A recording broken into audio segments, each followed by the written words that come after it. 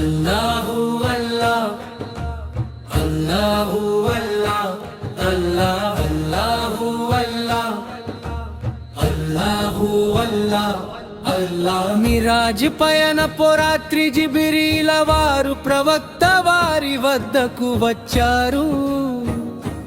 అల్లా వారిని తన సామీప్యానికి ఆహ్వానించాడు.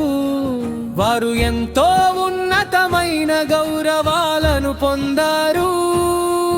అల్లా వారి ఉమ్మగత పాపాలను క్షమించి అనుగ్రహించాడు. అల్లాహు అల్లాహ్ అల్లాహు అల్లాహ్ అల్లాహ్ అల్లాహు అల్లాహ్ అల్లాహు అల్లాహ్ అల్లాహ్ వారు అత్యంత పవిత్రమైన వంశానికి చెందినవారు. ఉన్నతమైన కుల గౌరవం కలవారు. అరబ్బులందరూ వారి సేవలో తరిస్తారు.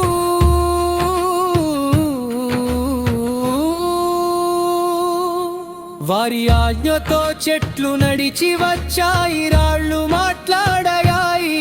వారి వేలి సైగతో చంద్రుడు రెండు ముక్కలైంది.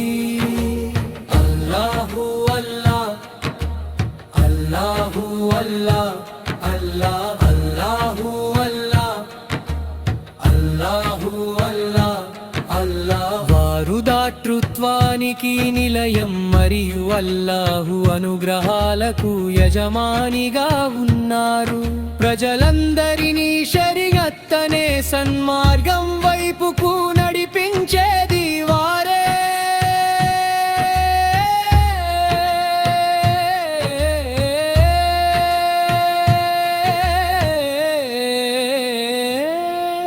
ప్రవక్త వారి ప్రకాశవంతమైన ముఖవర్చస్సు అనే కాంతితో వేకువ ఉదయించింది. వారి నల్లని ముంగురుల నీడతో రాత్రి చీకటిగా మారింది.